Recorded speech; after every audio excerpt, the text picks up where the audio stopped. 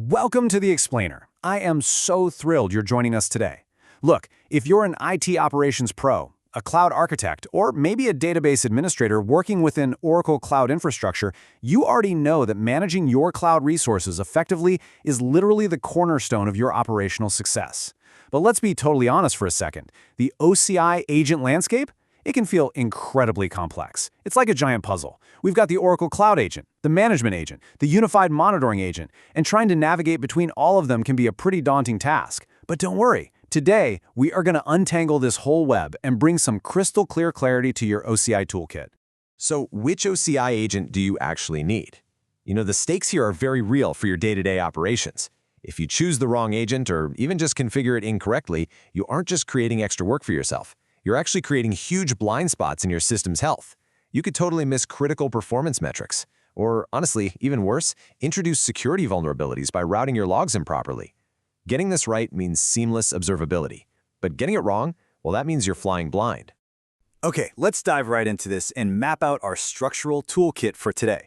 We're going to start with the overall OCI observability landscape. Next, we'll meet the Oracle Cloud Agent. Then we'll do a deep dive into the Management Agent. After that, we'll get the Unified Monitoring Agent explained.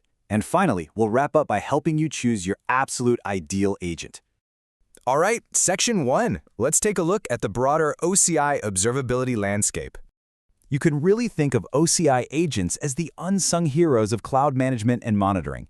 They sit quietly in the background, sure, but they empower us with this unprecedented level of control and visibility over our infrastructure.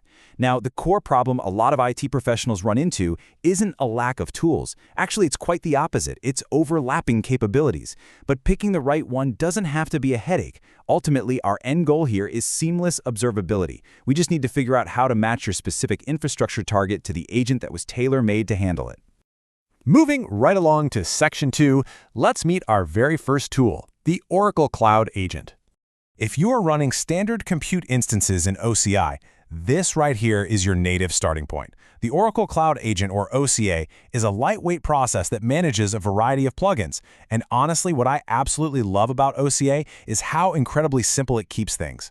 For OCI compute instances, it's just pre-installed by default. There are no hoops to jump through. It just sits there quietly on your host, gathering your metrics and logs, installing OS updates, and doing it all without dragging down your system performance.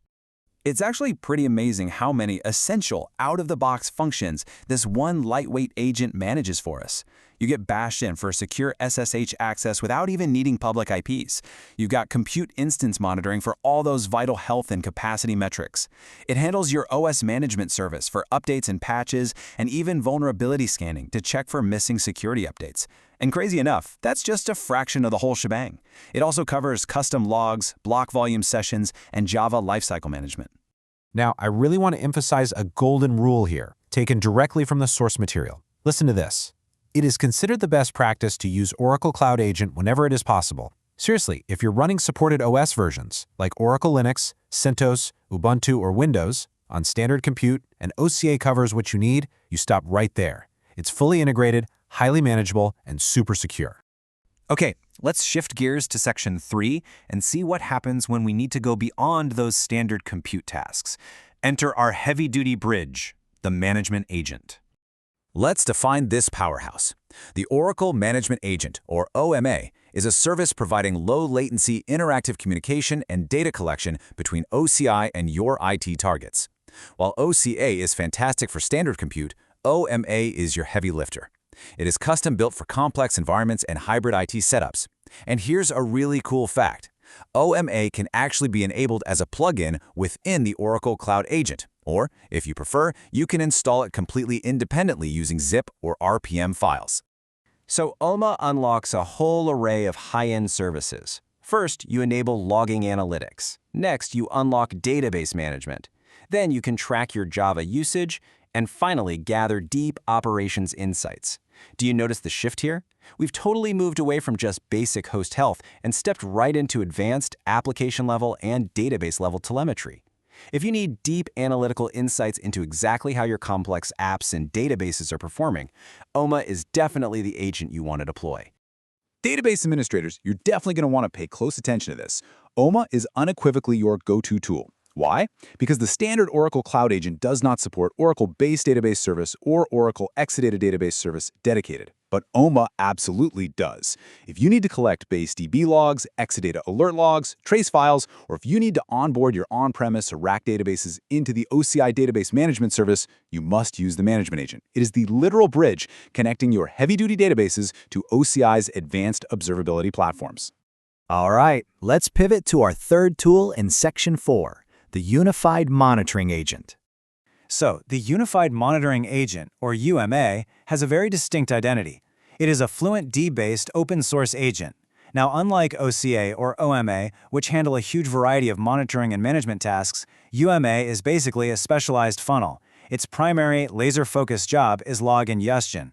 It lets you control exactly which custom logs you want to collect and how you want to parse them, using standard parsers like JSON, CSLog, or Apache. The flow of UMA's primary use cases is super straightforward. 1. Collecting custom syslogs and security logs. 2. Streaming those logs directly to a third-party SIEM. And 3. Buffering Kubernetes pod logs, object logs, and syslogs. Basically, if your IT operations team relies heavily on an external third-party security information and event management system, and you just need a way to efficiently route those OCI logs out to that external setup, the Unified Monitoring Agent is exactly the tool you reach for. But hold on, I need to hit pause and share a really authoritative warning straight from the source documentation. UMA is a fully managed agent, which means custom client configuration is not officially supported. As the quote clearly states, gathering logs from remote sources is not recommended, since doing so can have serious security implications. Because you can't verify the log source when it's gathered remotely, you could accidentally open up a massive security hole. Always use these agents within their supported parameters, right? We want to keep that cloud environment locked down and secure. Okay, we've covered the capabilities of all three agents. Let's head into Section 5 and build a practical decision-making framework so you can confidently choose your ideal agent. It's really fascinating to see how clearly these core capability domains are separated when you break them down side by side. Standard monitoring? That's entirely the domain of the Oracle Cloud Agent via its compute plugin. Need logging analytics? You're going to use the Management Agent, either natively or as a plugin through OCA. What if you need to route custom syslogs to an external system via FluentD? Well, that's the native domain of the Unified Monitoring Agent. You see, they don't really compete with each other at all. They actually perfectly complement one another based on whatever feature you're trying to activate. And honestly, the choice becomes even clearer when we look at infrastructure support. Standard Compute supports all three agents. Easy enough. But look what happens with Oracle Base DB and Exadata Dedicated. The default Oracle Cloud Agent drops off completely. It's a firm no. So your choices are instantly restricted to either the Management Agent or the Unified Monitoring Agent. And keep in mind, while can technically be installed in those database VMs, it doesn't actually have the proper parsers for complex Oracle database logs like alert logs or trace files. It simply sends the logs out. So let's distill all of this into a crucial final summary. If you are dealing with heavy-duty databases like Exadata or Base DB, and you need advanced parsing and integration with OCI's logging analytics or database management, you must use the Management Agent, period. Conversely, if your goal is strictly gathering custom syslogs or security logs and formatting them with FluentD to push out to an external SIEM, then the Unified Monitoring Agent is your dedicated specialist. Which brings us to our final, somewhat provocative question to leave you with today. Is your current OCI architecture actually using the right agent? I highly encourage you to take a hard look at your own environments this week. Are you maybe installing heavy agents when the default Oracle Cloud Agent would have done the trick perfectly? Or maybe you're struggling to parse database logs because you're using IMA instead of OMA. Auditing your toolkit against the frameworks we discussed today will ensure your cloud environment is secure, highly observable, and performing at its absolute best. Thank you so much for joining me for this explainer, and hey, happy optimizing.